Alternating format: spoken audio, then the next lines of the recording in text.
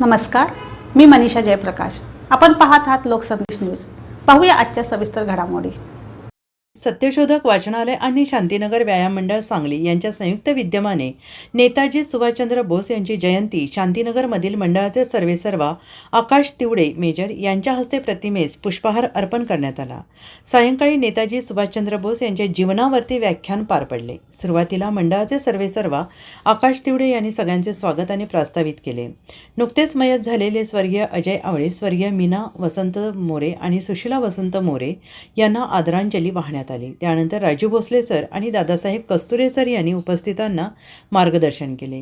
प्राध्यापक सुकुमार कांबळे यांनी सुद्धा समाजाच्या उन्नती संदर्भात मार्गदर्शन केले। त्यामुळे अनेक मान्यवरांनी सदर कार्यक्रमास आपली उपस्थिती दाखवली।